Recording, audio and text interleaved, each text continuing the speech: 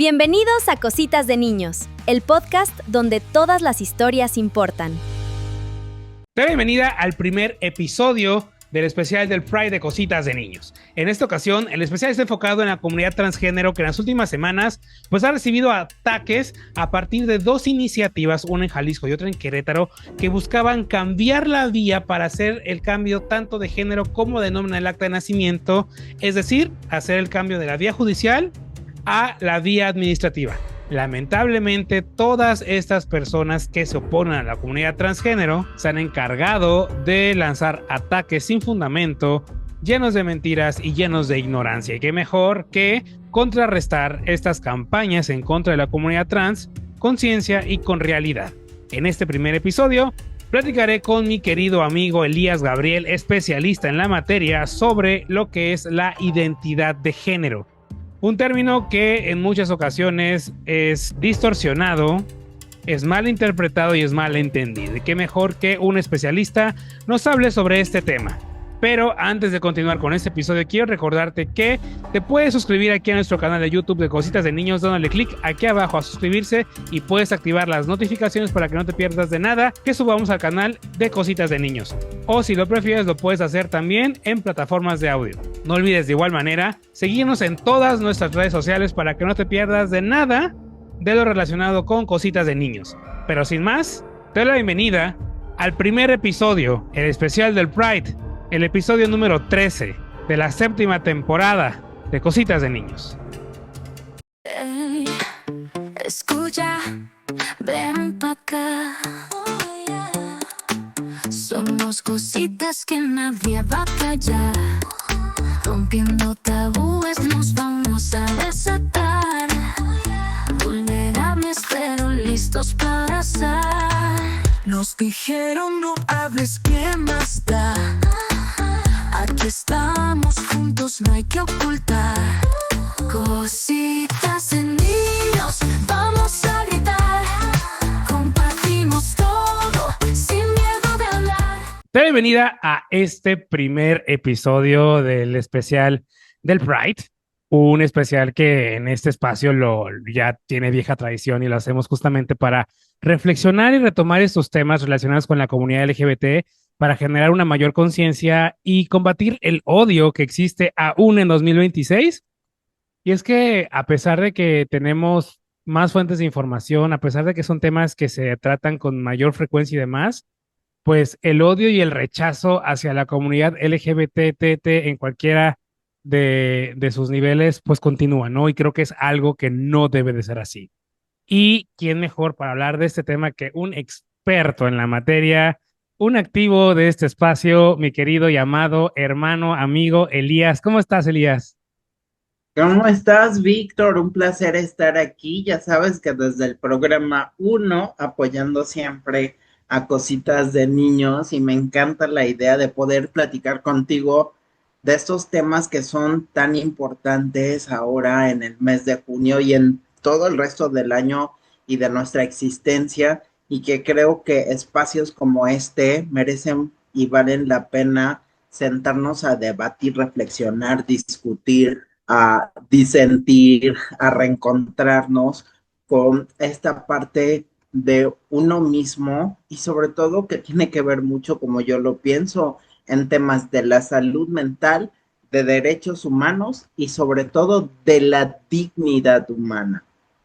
Y justo, se habla mucho de identidad de género. De hecho, la gente confunde mucho orientación sexual con identidad de género y con expresión de género y demás.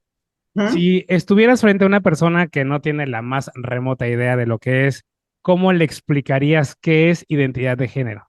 Fíjate, la identidad de género, yo le diría, mira, todas las personas tenemos como percepciones de cómo vemos el mundo, ¿no? Cómo vemos, no sé, aquí en Campeche, qué es el mar, cómo es también el sol que nos quema muy candente, cómo es también comer tu tranca de lechón, ¿no? Que sabe, ¿no? La percepción tiene que ver con esto, los sentidos, pero también cómo estos sentidos son traducidos a interpretaciones personales. Entonces yo te diría, fíjate que hablando de identidad de género, pues es esta parte de percibir con los sentidos y de interpretar cómo es tu mundo.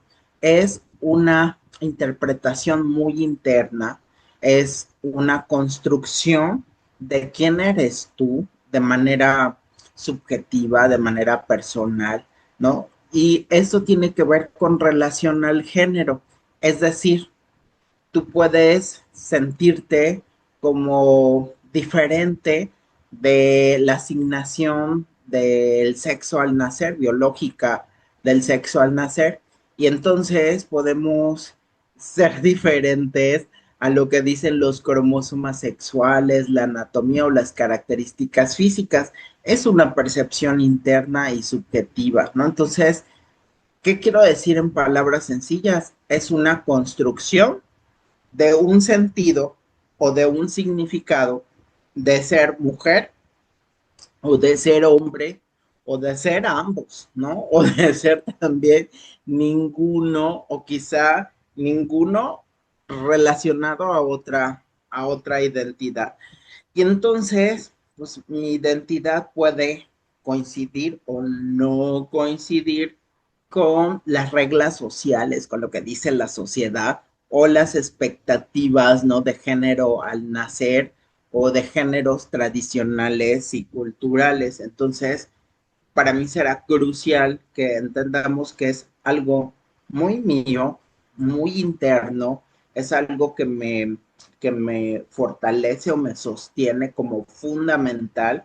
Y entonces podría terminar esto diciendo que es cómo te ves a ti mismo, cómo te percibes a ti mismo, cómo te expresas y cómo también interactúas con el mundo. Eso diría yo. Y justo, como te contaba, la gente confunde muchos términos. De manera muy rápida, Elías, ¿qué diferencia hay entre sexo biológico, identidad de género, orientación sexual y expresión de género?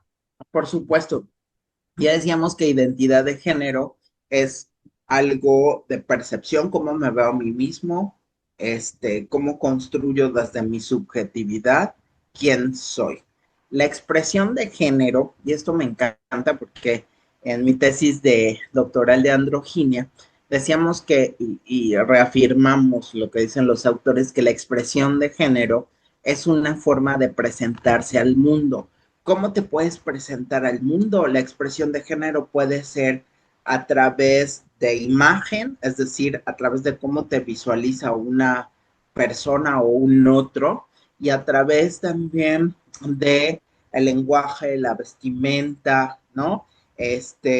Inclusive a partir de las acciones que tú realizas de manera cotidiana. Un ejemplo, la expresión de género, yo ahora traigo unas uñas muy bonitas, French, caí como, entonces, rarísimo que un hombre traiga las, digo, no en nuestros tiempos, pero si lo pusiéramos como en extremo, es como muy raro que un hombre tenga las uñas pintadas, ¿no? Entonces, pero esta es mi expresión de género. Yo quiero pintarme las uñas. Hay hombres que se pintan los labios, visten ropa de mujer o visten ropa andrógina, se maquillan. Hay mujeres que también visten con ropas masculinas y así están categorizadas. Entonces, la expresión de género tiene que ver con que pues tú te puedes presentar al mundo de cualquier manera, en imagen, en forma de vestir, en lenguaje, que pueda ser tanto masculino como femenino. Y eso no te etiqueta ni siquiera en una identidad, ¿no? Que es como también diferente del sexo asignado al nacer, ¿no? Que a nivel social está dividido desde nuestra anatomía física y sexual en masculino y femenino, de acuerdo a nuestros genitales, ¿no? Al nacer y nuestros cromosomas. Sin embargo, esto es netamente una construcción, un convenio, ¿no? Justo biológico, científico, para mantener una estructura, un orden y que nos podamos denominar, pero a nivel de identidad, yo puedo diferir de mi sexo de nacimiento, ¿no? Y también justo puedo tener en mi identidad una construcción, pero en la forma de expresarme, de mostrarme al mundo, puedo tener absolutamente otra, ¿no? Y eso pues no hace que yo justo tenga como esta posibilidad de decir, ay, me estoy contradiciendo. Entonces, es importante que nosotros veamos la diferencia y sobre todo con un término más que la orientación sexual, pues es una expresión de interpretación sumamente amplia, ¿no? Ya que va, recordemos como esta parte de la atracción sexual, ¿no? Pero más allá de esto, de aludir a lo sexual, a lo romántico, a lo erótico, tiene que ver justo como en cómo las personas lo están experimentando, es decir, la orientación sexual puede ser justo un concepto en donde claramente pues yo puedo definirme en aquello de lo que me gusta. Mi orientación sexual va a ser esto que me gusta, como por ejemplo, pues permanecer en la heterosexualidad, que me guste si soy hombre o me defino como hombre, que me gusten las mujeres, ¿no? O que me gusten otros hombres, o que me gusten hombres o mujeres, o inclusive asexual, o sea, no me gusta nada, ¿no? Y entonces, pues van caracterizando realidades, ¿no? De los sujetos en donde, pues habla de este interés, deseo de mantener, pues, esta atracción, intimidad, ¿no? Esta parte de mi gusto por un otro. Entonces, tenemos como estas diferencias, pero también en la orientación sexual, pues tendríamos que pensar que podemos hablar justo de de las identidades, ¿no? Que van surgiendo, que ya decíamos, a nivel justo de género, que puede ser que nos encontremos en cisgénero, que estamos de acuerdo con el sexo asociado al nacer, ¿no? Por la propia sociedad, transgénero, que en algún momento transitamos, ¿no? A justo de ser hombres a mujeres o mujeres a hombres, y esto, pues, justo en la actualidad es algo que se está dando, es un fenómeno muy interesante para poder debatir a nivel de leyes, derechos humanos, ¿no? Psicología, y también hay uno que es el género no binario, porque pues es el tercer género, no nos percibimos ni reconocemos ni como hombres ni como mujeres, ¿no? A veces se les llama queer, ¿no? En un lenguaje muy, muy común, y entonces, pues, no tienen como estas etiquetas o gustos, ¿no? En específicos, preestablecidos. Ujú. ¿Y cuánto de nuestra identidad viene asociada a factores biológicos y cuánta de nuestra identidad viene asociado a factores sociales y culturales? Ay, mira, pues yo creo que todo es una construcción social, todo, ¿no? A nivel biológico, nuestro cuerpo siempre ha sido como un territorio en donde se van marcando, pues prácticamente cómo debemos de ser en el mundo. Y los genitales, el pene, la vagina, de repente marcan cómo deberíamos de ser, pero, esta es la parte que me gusta mucho, pues aunque somos biológicamente, tenemos genitales, pues estos genitales también al momento de ser nombrado mujer o hombre, pues ha sido convenido, ha sido construido socialmente. Entonces, me parece que una mínima proporción ahí es biológica. Digamos, si yo tuviera un 100% te diría, mira, el 20% nuestro cuerpo, que es un maravilloso territorio para descubrir, conforma con los genitales, por ahí un 20%. Pero el 80% de toda la parte de quiénes somos, de que lo define como nuestros gustos, nuestros deseos, nuestras atracciones, nuestro placer, yo te diría que es un consenso, una construcción. Entonces nuestra sexualidad es como más un 80% de construcción social, de cultura.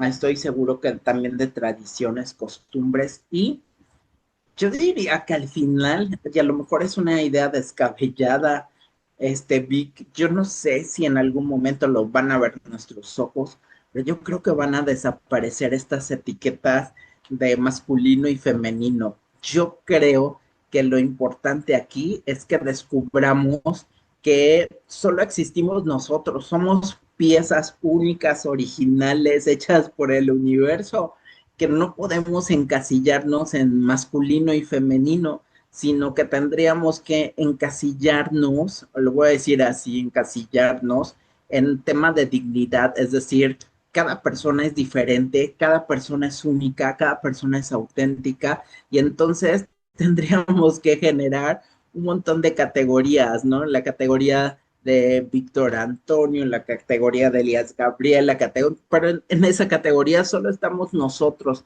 y nosotros solitos con el universo conectados podemos ser, así como Barbie, lo que querramos ser. Aquí entra algo que muchas personas lo usan como pues beneficio de sus argumentos de odio en contra de la comunidad transgénero, y es el tema de la disforia de género. ¿Qué es la disforia? ¿Es una enfermedad mental porque lo manejan como una enfermedad mental? ¿Qué es? Fíjate que eso es bien importante. Justo, no sé si en estas semanas escuchaba como antecedente, algo que decía una diputada en México. Estoy en contra de la diversidad sexual. Creo que debemos, como sociedad, no discriminarlos.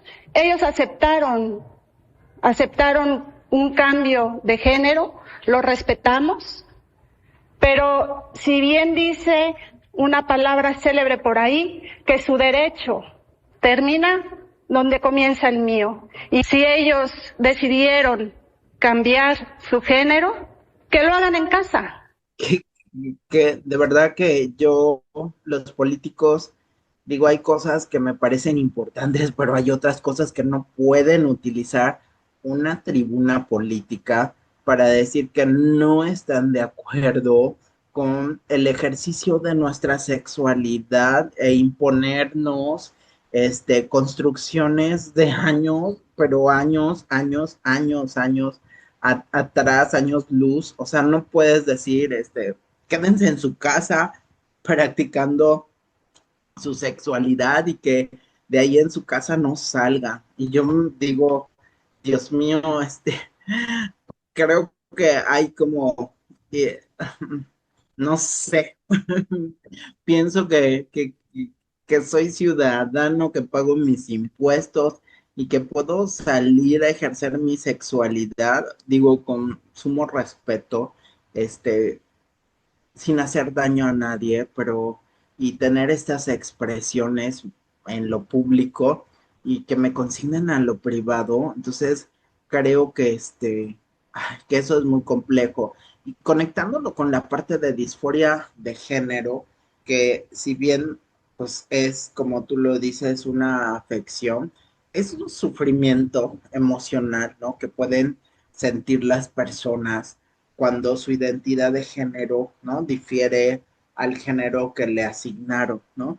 Y entonces, pues algunas personas que son transgénero, de género diverso, de género fluido, que es, bueno, de repente coinciden con que me identifico con el género masculino en esta ocasión, pero después con el género femenino, o después con nadie, pues están en desagusto con este cuerpo y esta identidad de género asignada, y en algún momento de la vida, según el manual de diagnóstico, y Estadístico de los Trastornos Mentales, el DSM-5 en su quinta edición, pues estas personas generalmente tienen como una sintomatología de tener una sensación interna de género que va más allá de lo masculino y los femeninos. Es decir, sienten una gran diferencia entre su identidad y la parte asignada y están como conflictuándose por no seguir las conductas que marcan como el estereotipo del sexo masculino y el género, ¿no?, masculino y femenino, y entonces hay como un sufrimiento que les ocasiona, ¿no? Un deseo fuerte, pero duradero, ¿no? Ser de otro sexo, y como hay que un malestar y algo me pasa y me siento maldito, maldita, con culpa, a lo mejor algo no encaja en mí, y esta sensación de sufrimiento por el género puede iniciar desde la infancia, continuar en la adolescencia y en la edad adulta, pero puede presentarse también en la adolescencia y edad adulta, y entonces hay una sensación, ¿no? En donde justamente el estado de ánimo ocasiona ansiedad, ocasiona depresión, pueden haber intentos suicidas, y en las partes escolares a lo mejor este sufrimiento o este no encajar puede hacer que el otro se aproveche de esto, o sea, teniendo a nivel social situaciones de bullying, dificultades para conectar con los demás a nivel de relaciones interpersonales, problemas con el aprendizaje, con la parte del estudio, no solo con los compañeritos, sino que afecta como la atención, la concentración, la memoria, ¿no? Y entonces empieza a sentirse como muy duro para las personas porque puede sentirse como chispas, ¿no? Tengo la presión de vestirme como me dijeron que en el estereotipo tengo que vestir de mujer, de hombre. Sin embargo, este, justo la persona pues, tiene este sufrimiento y a veces pues, busca su propia expresión, ¿no? Y entonces cuando lo hace, cuando lo manifiesta, pues son víctimas de violencia de manera directa en la escuela, en acoso o en la calle, recibir burlas, ¿no? Intimidaciones, incluso desde los miembros de la familia. Entonces, ahí limita el desarrollo desde el núcleo familiar, pero también, imagínate, ¿no? El golpe al rendimiento escolar, e inclusive si te da en la vida adulta o lo has llevado hasta la vida adulta, pues también en la parte laboral, ¿no? Entonces, puede ser que estés renunciando a los trabajos o la imposibilidad de encontrar justamente un empleo. Y yo recuerdo casos en donde las personas como están viviendo este sufrimiento de que pues yo no quiero hacer así, yo no soy así, a veces no entienden qué está pasando con ellas, ellos, ellas, y lo que ocurre es que empiezan a hacerse autolesiones, hay trastornos de la alimentación. Esto también puede ser un factor de riesgo para el consumo de drogas, ¿no? De sustancias adictivas, porque pues están en situación de riesgo, no hay factores de protección y a lo mejor las personas les es difícil comunicarlo, y las personas, he escuchado también casos que alrededor, la familia, los amigos, es como también difícil de entenderlos.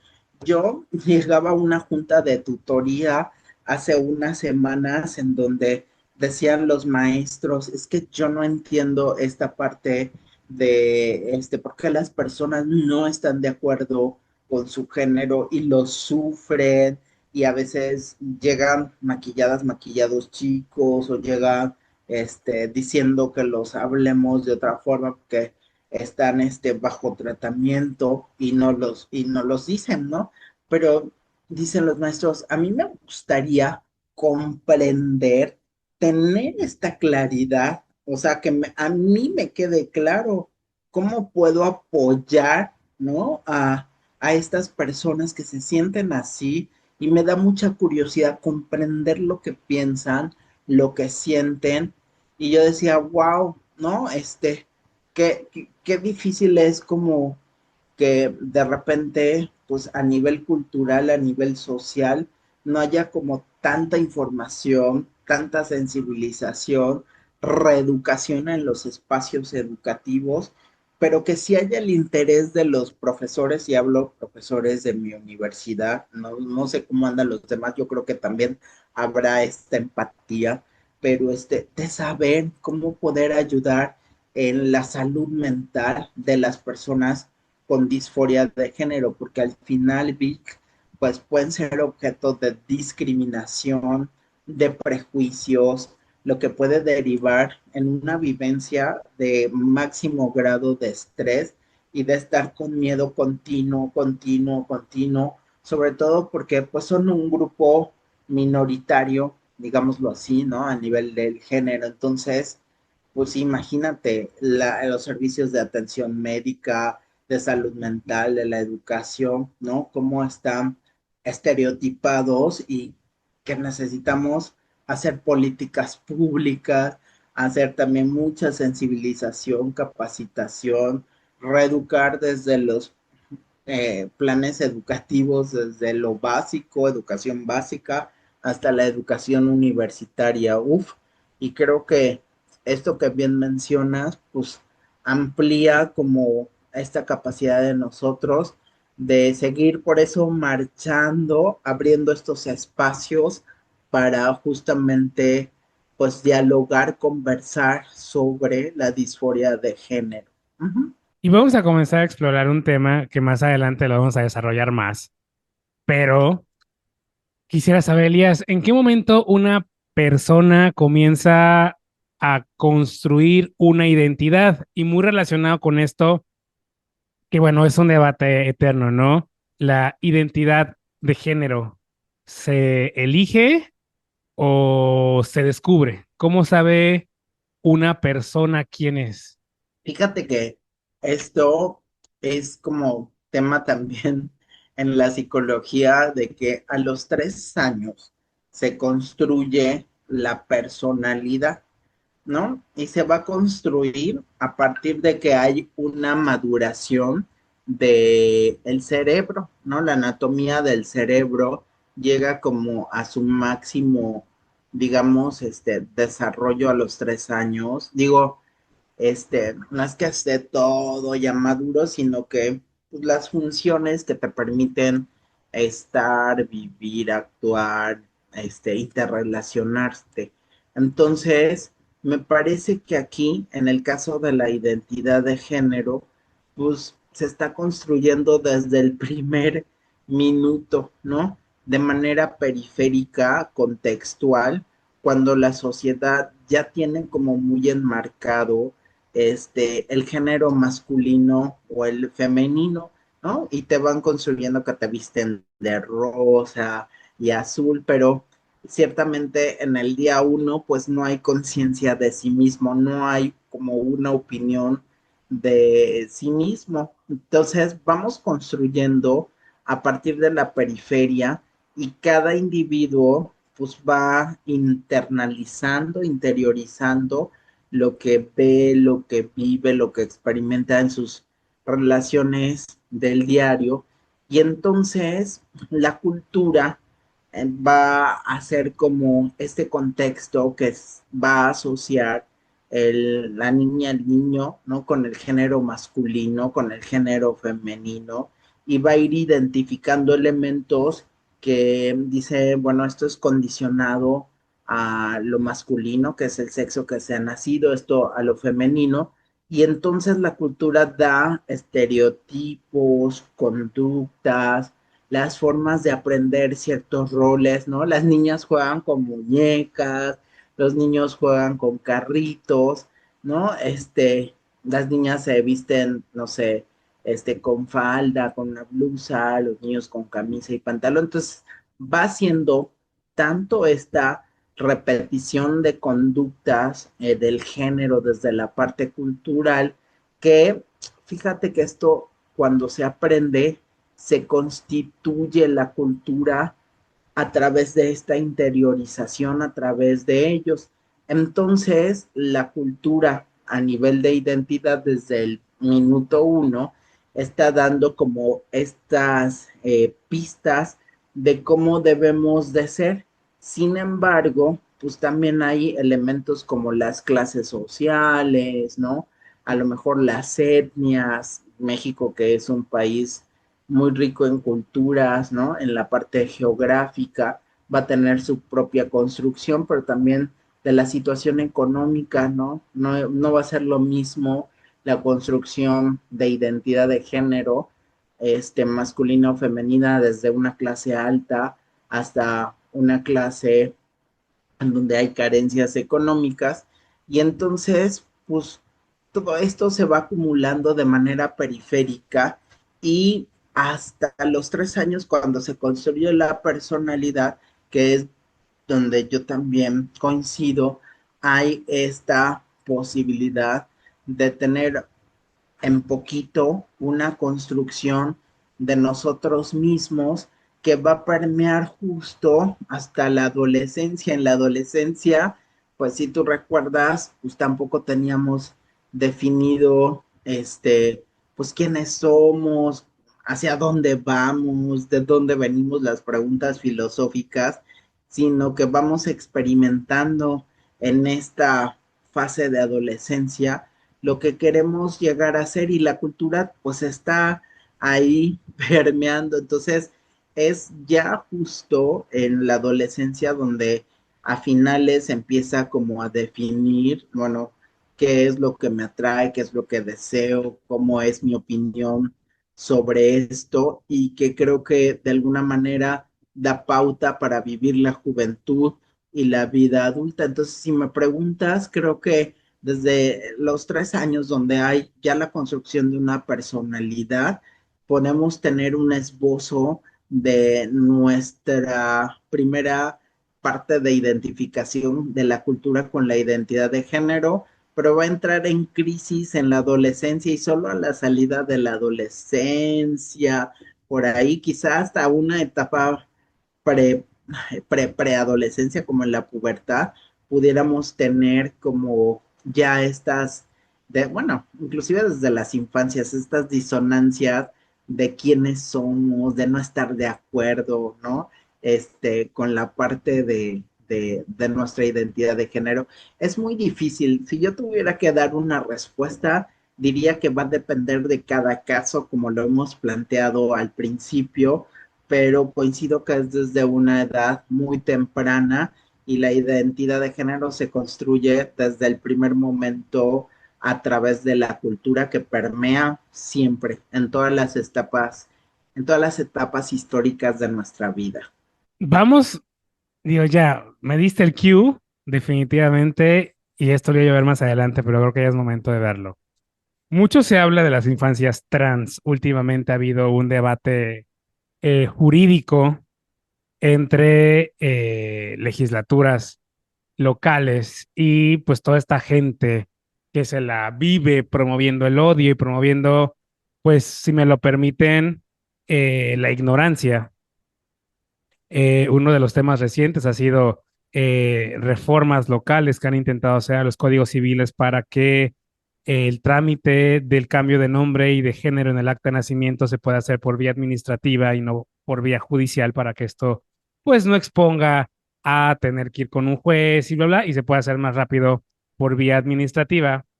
Pero esta gente, con tal de magnificar sus argumentos, enseguida se van sobre mutilaciones, sobre hormonas y demás. Y pocos se enfocan en lo que realmente es. Es únicamente cambiar la vía de judicial a administrativa. O sea, no estamos hablando ni de hormonas, ni estamos hablando de otra cosa más que un trámite exclusivamente. Pero sabemos que las infancias trans existen, Elías. ¿Qué sabemos hoy científicamente, no con argumentos católicos disfrazados de ciencia? ¿Qué sabemos hoy científicamente sobre las infancias trans? ¿Las infancias trans existen?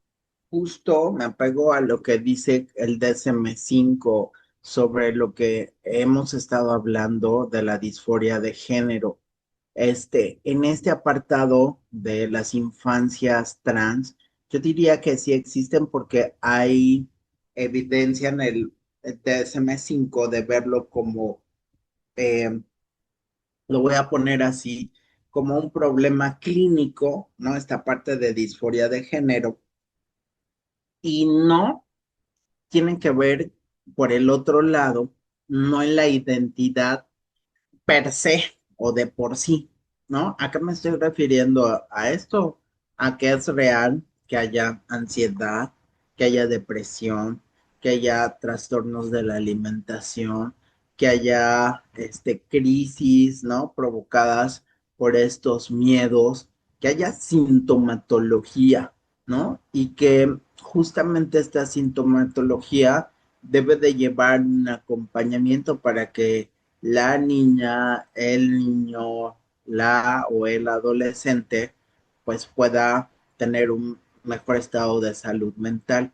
Y entonces, pero esto implica que hay que trabajar sobre esta sintomatología, ¿no? Que clínicamente se presenta a nivel científico y que también esto puede en su resolución, en su acompañamiento, en ese trabajo de manera coordinada con muchos sectores de interconsulta, llamemos trabajo social, psiquiatría, neuropsicología, psicoterapeutas, a también sostener o fortalecer la parte de la identidad, la parte de la identidad por sí misma. ¿A qué me estoy refiriendo?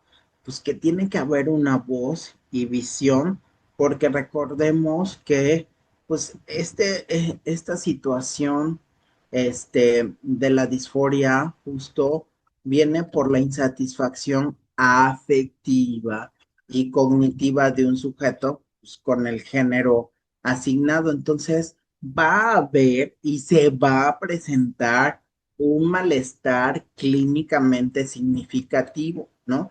Entonces, que ya mencionamos hace algún momento. Y entonces también esto puede llevar a la incongruencia, ¿no? Entre el género experimentado o expresado por el sujeto, ¿no? Que quiere en realidad ser y lo que te ha asignado la sociedad. Entonces va a haber también una demostración a nivel científico de un deterioro social, de un deterioro escolar, de un deterioro familiar, laboral, ¿no? Que va a resultar incapacitante en sus áreas de funcionamiento de todos los días. Entonces, me parece que cuando hablamos de esta parte de disforia se muestra lo clínico. Ahora, en la parte de las infancias también deberíamos ver, ¿no? Que hay temas a nivel político, a nivel social, que tienen que estar en revisión, porque como esto implica, ¿no? Consecuencias muy amplias de alto nivel, pues entonces sí, enmarcaría mucho que tuviéramos cuidado con los derechos humanos, porque todas tenemos derecho a tener una voz, a tener una visión, a tener una satisfacción de ser quienes somos. Y por allá tú no me dejarás mentir, en la ley está así subrayado que todos tenemos el libre acceso al desarrollo de una personalidad, de una vida libre de esta violencia y entonces estas características de libertad permiten como decir, bueno, es que hay elementos científicos que tenemos justamente que cubrir para que estas infancias trans, estos niños, niñas, adolescentes que no se sienten como justo de acuerdo a su género asignado al nacer puedan transitar a ser las personas que desean, que quieren, ¿no? En el libre desarrollo de su personalidad, de la construcción de la personalidad. Por eso te decía al principio que creo que es un tema del respeto a la dignidad de todas las personas y especialmente de niñas, niños y adolescentes. Y es que en este espacio hemos entrevistado a muchas personas trans y todas coinciden en algo. Desde pequeñas, ellas sintieron esta desconexión entre el sexo asignado al nacer y lo que ellas sentían, ¿no? O sea, desde pequeños. Pero vamos por la vida escuchando a personas que básicamente todo el tiempo están confrontando con estos argumentos, te dicen que no, que una infancia no tiene la capacidad de decir lo que quiere, una infancia no tiene la capacidad de decir lo que siente, que una infancia no tiene incluso la capacidad de decir lo que es. Y yo creo que es bastante peligroso argumentar esto porque al final del camino lo único que estás haciendo es negar la existencia de tu infancia, porque si no es como tú la concibes, entonces no va a poder ser. Y en ese sentido, Elías, ¿qué consecuencias tiene el no saber acompañar a una infancia que en este caso, pues, transita en este punto en el que no se siente identificada con el sexo asignado al nacer? ¿Qué consecuencias puede tener el vivir encerrados en lo que uno piensa que debe de ser y lo que realmente está sucediendo allá afuera? Fíjate, yo creo que ahí es muy importante esta pregunta porque recuerdo un caso en el jardín de niños. Voy a llamar a un amigo, amiga ahora, este, Juan Daniel, vamos a llamarle así. Y recuerdo que Juan Daniel siempre tenía como esta característica de querer ser mujer desde toda la vida. Y siempre pues, nos sentábamos juntos en el kinder y él sacaba su crayola y se pintaba los labios y llevaba como polvitos y se lo ponía, ya lo que recuerdo. Entonces la maestra le preguntaba, ay, ¿qué haces? ¿No?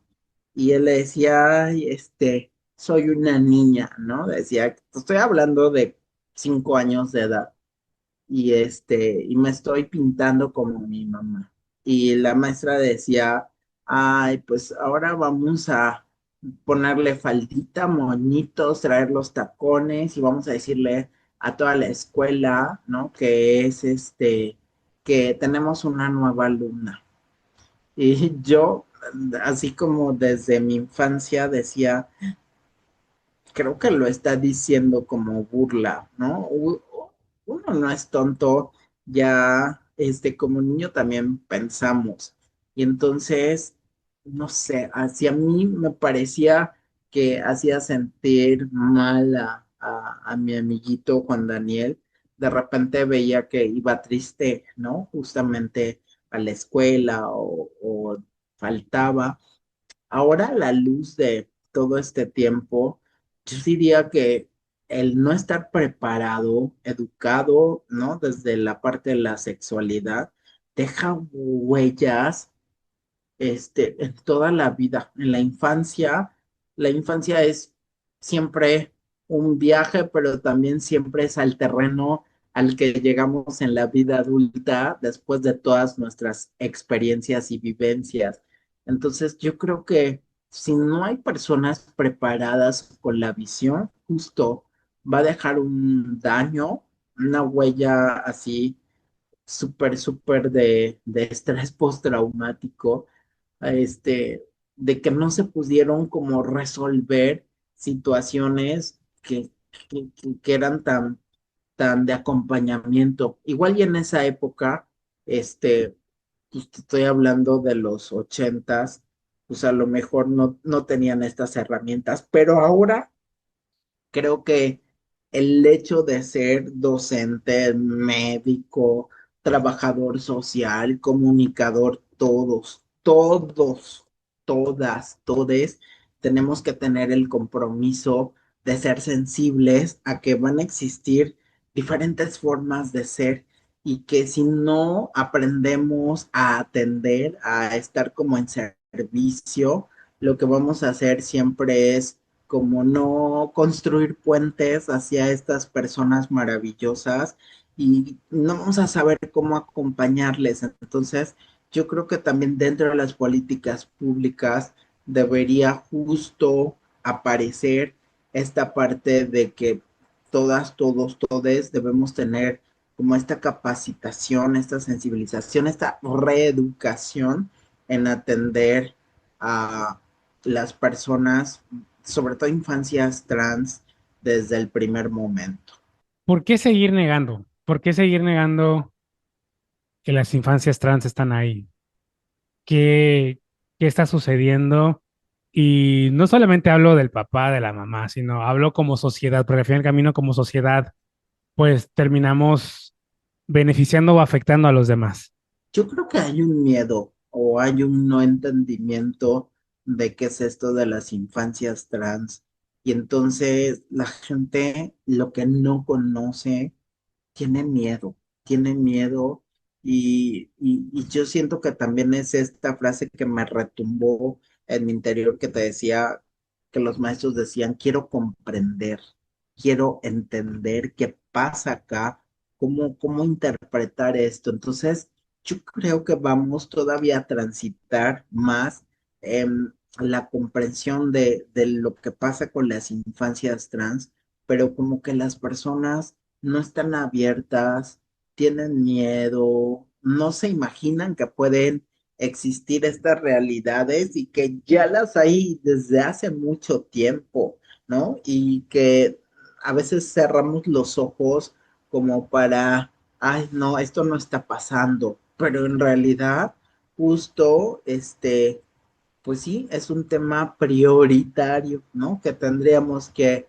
atender porque seguro en algún momento, también va a ser un fenómeno a nivel no solo nacional, sino internacional, en el que tengamos que modificar las políticas públicas, los derechos humanos, los servicios de salud, y tendríamos que estar también visualizando eso, porque si no, pues vamos a tener, si no queremos ver, vamos a tener casos de suicidios, casos de depresión, casos de ansiedad, ¿no? Trastornos de ansiedad, casos también en donde, ay, diríamos, pero ¿qué le pasaría a esta persona si está tan bien y de repente esto? Porque pues no es un tema que se cuente, ¿no? Que se exprese abiertamente. Entonces vamos a tener mucha enfermedad de la salud mental enmascarada, ¿no? Porque pues no es algo que se permita socialmente hablar y creo que pues estaría padre, ¿no? Que todos tuviéramos la posibilidad de reeducarnos en ello. Elías, descubro que tengo un hijo, una hija, un hije que está transitando por todo esto. ¿Cómo debería de reaccionar? Y aquí me salta una pregunta que justamente veía por ahí, que dejaba más secuelas. Si acompañar equivocadamente o rechazar sistemáticamente. ¿Cómo, cómo reaccionar como madre, como padre ante esto? ¿Qué hacer? ¿Qué deberíamos de hacer? ¿Cómo reaccionar? Con amor. Yo creo que si soy mamá o papá, pienso que desde el primer momento en que tengo una hija o un hijo y me da la confianza o hay una oportuna detección de que algo está ocurriendo con ella, con él, con ella, pues entonces reaccionar desde el amor, no reaccionar desde otra forma. ¿Y a qué me refiero con el amor? A la parte de comprensión, a la parte de preguntar desde nuestra curiosidad como padres, oye, ¿qué está pasando? ¿Cómo te apoyo? Déjame escucharte más. ¿Cómo puedo ser más empático contigo? Oye, vamos aquí al servicio de salud, que yo sé que los servicios a lo mejor de salud en psicología y psiquiatría son como ay, muy lentos o muy espaciados, pero también hay asociaciones civiles de las que podríamos apoyarnos e informarnos de cómo es este servicio, ¿no? Hay colectivos desde trabajo de la sexualidad que están haciendo también estos acompañamientos, grupos de mujeres, grupos también de no solo desde la sociedad civil, sino eh, desde el gobierno. Debo decirlo que aunque muy, muy poquitos los hay, y creo que podríamos intentar, ¿no? Generar nuestras propias redes de apoyo y por supuesto, ¿no? Tener la posibilidad de que si no lo sé, pues pregunto, ¿no? Quizá no a la IA, no, no lo recomiendo, pero quizá como a las personas que están preparadas o no sé, como estos espacios comunicativos, como cositas de niños en donde pudiéramos como generar los contactos o las redes para canalizarlos. Pero sí, yo digo que la respuesta siempre está a partir del amor. ¿Cómo debemos de actuar? Desde el amor. Transitando ya hacia la adultez una vez más. Te quiero hacer esta pregunta porque ha habido casos de personajes famosos que después de mucho tiempo, de muchos años, deciden abrirse y, digamos, por decir el término, salir del closet.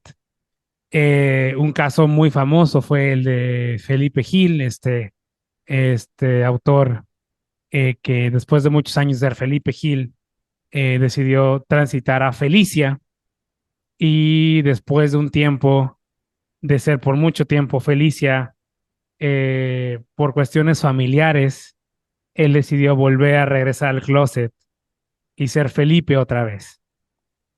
Desde tu experiencia, ¿cuántas personas viven interpretando un personaje para sobrevivir? Y justo, ¿no? Es posible pasar décadas intentando ser la persona que otros esperan y pues seguir ocultando lo que realmente eres. Yo creo que sí, y no solamente en las cuestiones de la sexualidad, Vic. Yo creo que muchas personas pasan interpretando personajes por 50, 70, incluso hasta 90 años sosteniendo una imagen que no es un personaje construido desde pues, la vivencia social y desde su personalidad. Pero enfocándolo a esto, por supuesto, hay muchas personas que no han salido del closet y no sé si tengan que salir, a lo mejor no, pero este, hay muchas, ¿no? Y recuerdo, alguna que no me dijo en consulta, sino que me dijo en un encuentro como casual de café, me decía, yo no sé, ya me casé, quiero tener un hijo, pero siento que también quiero experimentar, o sea, la transición y no sé por qué me he esperado como cerca de 15 años de casado y no he podido como dar el paso, pero quiero, y es un sufrimiento, ¿no? Lo vi como que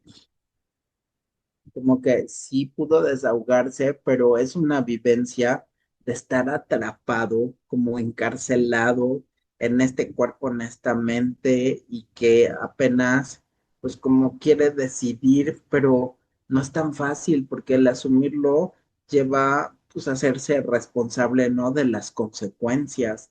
Y no sé si estas consecuencias, pues uno esté preparado, preparada para asumirlas, ¿no?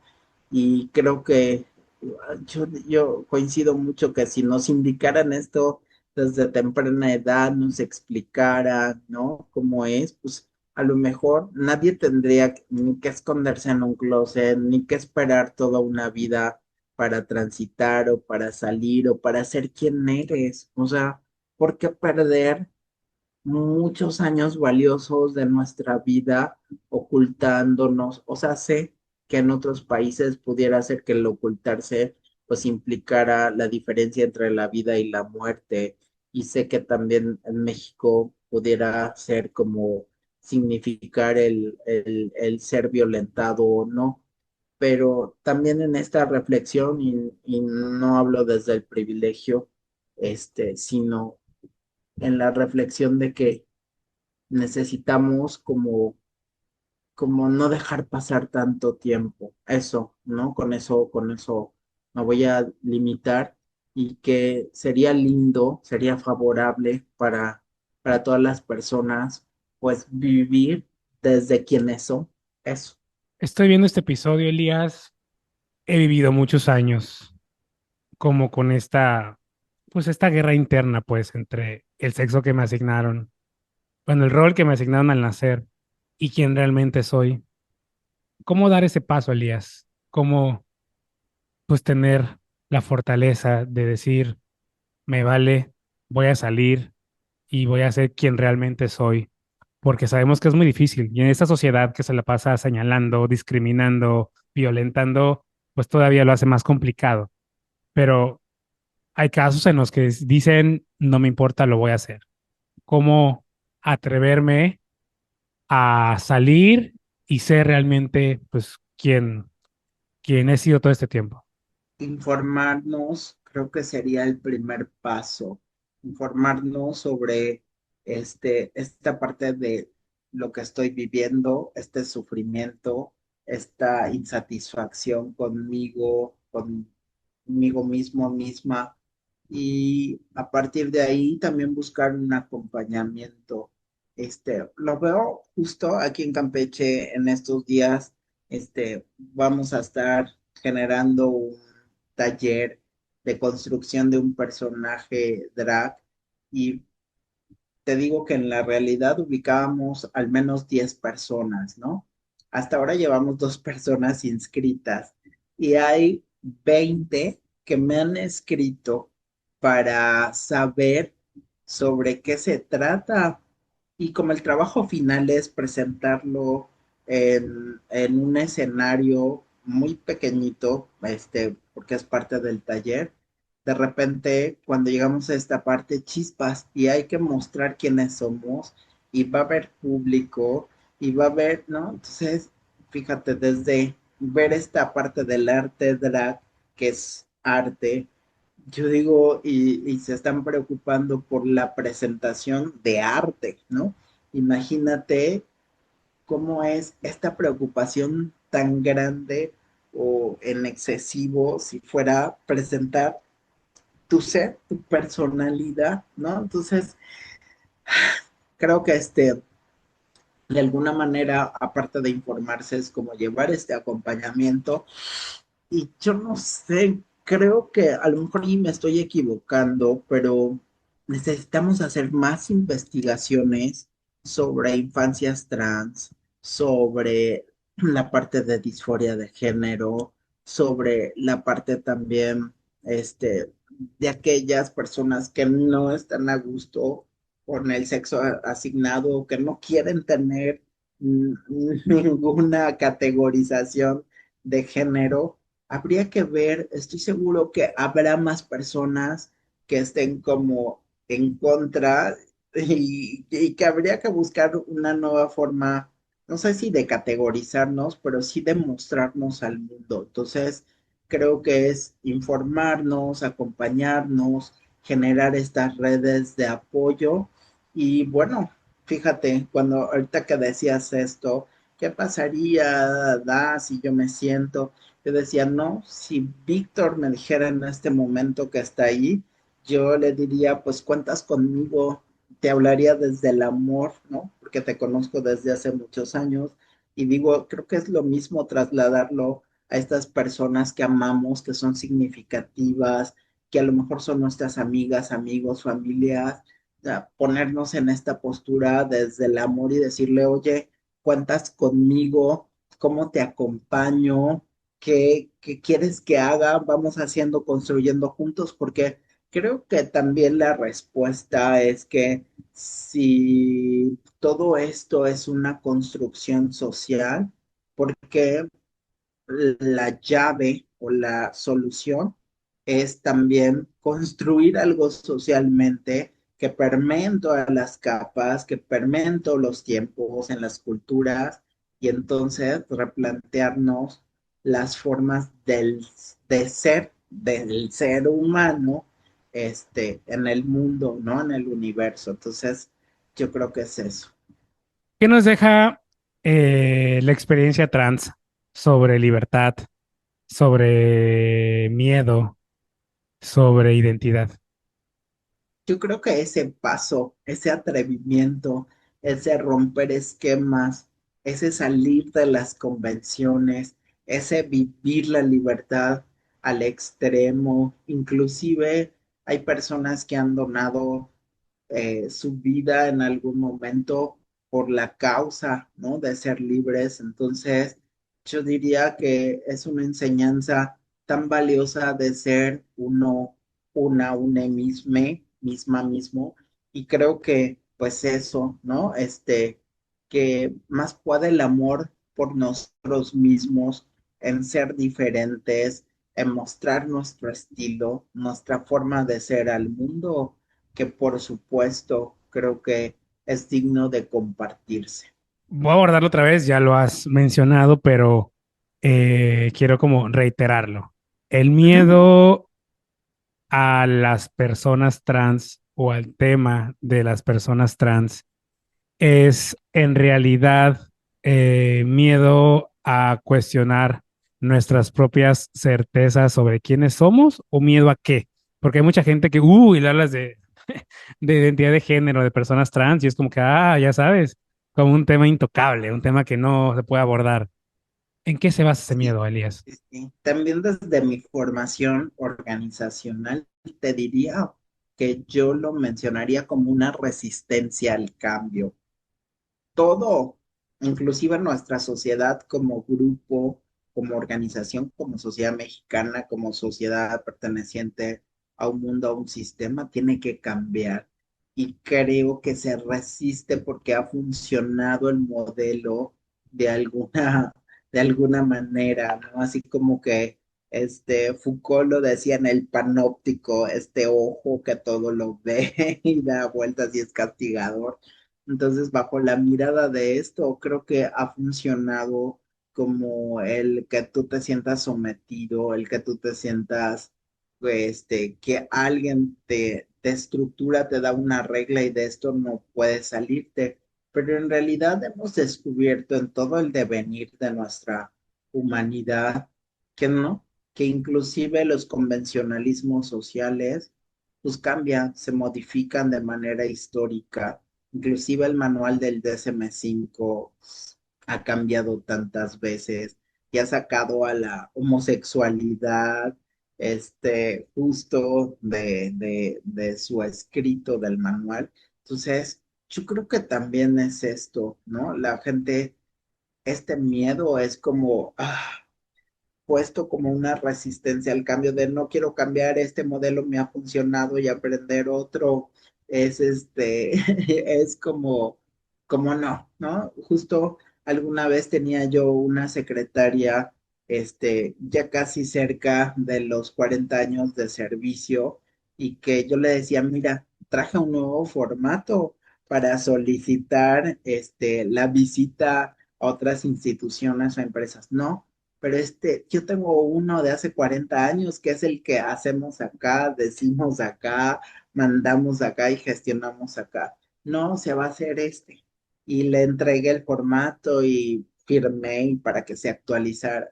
Y entonces, cuando empezamos a hacer estas gestiones a otras instituciones y empresas, mi sorpresa es que ella decidió usar el mismo formato antiguo, ¿no? Y entonces, aunque platicamos y le hice ver, bueno, que eso no estaba bien, que había que modernizarnos, seguir como elementos más actuales, pues ella dijo no, porque yo así lo sé trabajar y no quiero cambiar y yo así lo hago y así se hará, ¿no? Entonces, son personas que son genio en figura hasta la sepultura, que las hay, y entonces tienen esta resistencia, no quieren aprender lo nuevo, no quieren estar ubicados en este futuro que ya nos alcanzó y que si tú me lo preguntas, pues yo diría más que miedo o acompañando a este miedo, hay una resistencia al cambio. Pero es que no solamente personas con 40 años de servicio y como 60 años de edad, personas de nuestra generación incluso que son jóvenes Ay, sí. siguen argumentando en contra de esto, ¿no? Recientemente me eché un round con dos Ah, personas que estaban opinando sobre el tema de Jalisco y el trámite administrativo y es realmente enfermizo el grado que tienen y cómo empiezan a sacar sus ideas religiosas y las quieren disfrazar de ciencia. Es como, a ver, amigo, no me quieras agarrar la cara de tonto. Tú lo que estás haciendo es usar religión y vestirlo de ciencia y nada tiene que ver. O sea, a mí no me puedes hablar de eso cuando yo he explorado todos estos años al menos este tema y a mí no me vas a confundir. El problema es cuando hay gente que sí se lo compra, pues. Y por eso yo creo que tenemos que informarnos, por eso existen estos espacios como Cositas de Niños, justamente para que estos argumentos que disfrazan los opositores a este tema, pues no los compremos, ¿no? Que los combatamos. Y justamente abordabas un tema, el tema de patologizar eh, a las personas LGBT. ¿Qué se aprendió de ese error, Elías? Porque bueno, sabemos que al menos la homosexualidad dejó de ser considerada enfermedad ya hace muchos años. ¿Qué aprendimos del error de patologizar a las personas LGBT? justo podemos perder la oportunidad de conocer vidas maravillosas, ¿no? Porque patologizar implica que tú no estás bien, que tú estás enfermo, que tu yo no es tu yo y entonces yo puedo decidir por ti, yo puedo decir, que no estás en tus cabales y puedo emitir una opinión que represente tu voz y entonces pues que se aprende a que jamás, jamás, jamás en ese sentido la persona puede ser juzgada por el ejercicio de su sexualidad, por el desarrollo de su personalidad, no puede ser juzgada por quien quiere ser, ¿no? Y creo que eso les cuesta mucho, eh, ahora que lo dices y lo vemos desde esta perspectiva, a muchas personas, jóvenes, adultos, religiosos, no religiosos, científicos, no científicos. O sea, hay muchas personas arraigadas todavía en los convencionalismos de que hay una verdad absoluta desde un biologismo de ser hombre y mujer, pero yo creo que lejos de eso, o sea, cuando se deja de satanizar, de patologizar, pues descubrimos que hay seres humanos ahí que estaban encerrados, medicados, que estaban con temas de ansiedad, de angustias, de culpas, y cuando esto pues desaparece, dices, ay, ¿no? Me decía alguien, pues no, no, pues ya no tengo que venir casi casi a terapia, me dice, porque pues esto ya, pues ya está resuelto, ¿no? Ya no me siento con culpa, ya no me siento con esta carga, ¿no? Social, sino me siento más yo, ¿no? Y ahora es explorar, es cómo soy yo en realidad sin tener esta angustia, esta depresión, esta forma tan culpabilizadora, tan señaladora de dedito, que al final, pues no me dejaba vivir mi propia vida. Entonces, cuando uno escucha esto en la clínica, dices, ah, o sea, hubo un logro, un avance en donde esta persona, pues, quiso ser la que quiso ser y es un ser humano maravilloso y que los demás, pues, tendríamos que aprender a no juzgar, no etiquetar, no señalar, ¿no? Que bien difícil es eso, Vic. Y justo, si una persona que hoy tiene dudas, miedo o prejuicios está viendo este episodio, ¿qué le pedirías que hiciera antes de emitir un juicio sobre una persona trans? que hagamos una pausa, que nos detengamos y que revisemos desde dónde viene esta idea, ¿no? Porque si esta idea está instalada justo en nuestra mente y nos movilizó algo, es que porque si te choca, te checa, ¿no?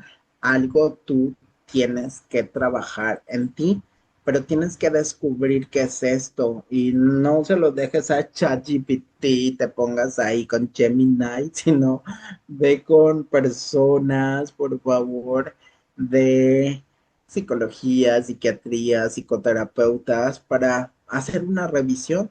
A veces esta pausa no solo implica como una pausa de 5 minutos, sino una pausa de revisar qué es lo que te conforma a nivel de reglas, valores, a nivel de también, este, como creencias, ¿no? Que puedes tener sobre las personas trans o sobre cualquier tipo de persona. Yo creo que antes de sacar una palabra, vociferar algo en contra de alguien, haz una pausa. A mí me funciona, entonces creo que podemos hacer pausas antes de emitir un juicio de valor. Si dentro de 100 años alguien encontrara esta entrevista, Elías, y solo pudiera quedarse con una idea sobre identidad de género, ¿qué te gustaría que entendiera sobre las personas trans y sobre nuestra sociedad? No sé, si es una pregunta que me hace como estar al borde de la lágrima, porque dentro de 100 años quizá tú y yo ya no estemos en este mundo, pero me imaginé cuando lanzabas la pregunta un campo lleno de flores. Entonces, creo que si alguien encontrara esta entrevista, quisiera que pudiera entender que todos venimos a esta existencia a florecer, ¿no? Que nos podamos comparar por un momento como estas semillas que van creciendo y que al final florecemos y damos aromas encantadores, exquisitos y que venimos a este mundo a estar por un rato, ¿no? Y qué mejor que crecer, florecer y ser nosotros, ¿no? Entonces me quedo con esa imagen. Así que si alguien ve esto en 100 años, mi consejo sería que también florezcan como nosotros estamos floreciendo en estas etapas de nuestra vida. Elías, un último mensaje. Wow, o sea, que hagamos más episodios que nos conmuevan, que cuestionen, que replanteen situaciones que en verdad son significativas por hablar y difundir y que abrazo con todo mi corazón a todas aquellas personas que están sufriendo de manera afectiva o cognitiva por no estar satisfechas en el género que les tocó por nacimiento asignado y que desean transitar a otras formas más libres de ser. Les abrazo con mi corazón y sé que si en algún momento están pasando, pues aquí estamos en Cositas de Niños y podemos también, ¿no? Ser una red de apoyo, que eso es lo que buscamos. Pues se quedan muchas preguntas, pero creo que hoy hemos hablado de lo más inmediatamente importante. Todo es importante, pero digamos que ahorita ya hablamos de lo inmediatamente importante. Eventualmente grabaremos más episodios sobre este tema y saldrán estas preguntas que quedaron en el tintero. Pero creo que este episodio era muy necesario porque, lo reitero, ¿no? En los últimos meses, en las últimas semanas, ha venido una batalla enorme de todas estas personas antiderechos que han estado sacando videos, argumentando, escribiendo, como justo esta diputada que menciona Elías, atacando a la comunidad transgénero. Y creo que el odio se combate con información y en este espacio siempre lo hemos hecho, lo hemos combatido con ciencia, lo hemos combatido con gente experta, no desde nuestros argumentos ideológicos, no de nuestros fanatismos, sino con ciencia. Así que, pues, este es un ejercicio justamente para que tú que nos ves, tú que nos escuchas, te quedes como con esa espinita y vayas y abras un libro que hable de identidad de género. Justo, Elías, algún libro que puedan leer como para entrar como a entender más de este tema, algún sitio, algo donde todas esas personas que nos están viendo, están escuchando, digan, puta, quisiera saber más, ¿a dónde pueden acudir? Fíjate que, bueno, ahora que lo tocas, hay desde libros muy, voy a usar desde la narrativa de El principio de placer, que es un libro que me gusta, que es muy mexicano, como si quieres empezar a iniciar desde algo muy, de literatura, ¿no? Que puedas entender, ay, bueno, este eh, ahora no recuerdo el nombre del autor, pero se llama El principio del placer, es un cuento mexicano muy padre. Y justo también ahora que decía Víctor en la parte de literatura científica, ¿qué libro se puede recomendar para este la parte de la sexualidad? Hay un libro, me gusta mucho Lipovetsky, que habla sobre el posmodernismo. Tiene un libro sobre la deconstrucción justo de la sociedad actual, y justo también hay un libro de socioconstruccionismo que es un ensayo sobre la verdad, sobre las construcciones de la verdad, que habla, de Gergen, ¿no? Búsquenlo por allá. Y habla sobre también la deconstrucción de la identidad, no solo sexual, sino de la identidad humana, ¿no? Cómo estamos conformados por diversos vínculos y que el ser humano va a trabajar desde un vínculo desde la sexualidad, un vínculo desde el proyecto de vida, un vínculo desde el trabajo. Y entonces, por revisar cómo andamos en nuestros vínculos en específico. No, El principio del placer es de José Emilio Pacheco. Ándale, Sí. está excelente. Ahí Sí, está. no, y justo, lo que queremos es combatir el odio, combatir la discriminación contra las personas transgénero, y como lo dijo Elías, Cositas de Niños es un espacio, es una red, y si tú estás atravesando por discriminación, estás atravesando por este momento difícil y quisieras platicar con alguien, escríbenos.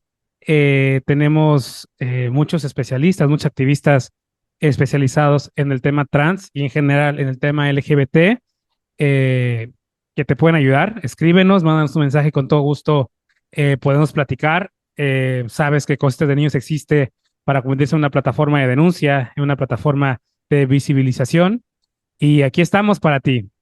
Y pues bueno, este es el especial del Pride. Estamos arrancando. Van a ser episodios bien interesantes, bien padres, y espero de verdad que sirvan para pues dar un granito de arena en esta lucha en contra de los discursos de odio, en contra de la comunidad LGBT y en particular en ese especial en contra de las personas trans. Elías, muchísimas gracias. Y sí, 21 años de conocernos, amigo. 21 y que vengan más. Así será. Estas Cositas de Niños. Gracias por acompañarme en este episodio. En el siguiente conoceremos la historia de Dorian, un hombre trans que nos contará sus procesos, sus miedos, sus desafíos. No olvides compartir y darle like a este episodio para que el mensaje llegue a más personas. Nos vemos en el siguiente episodio.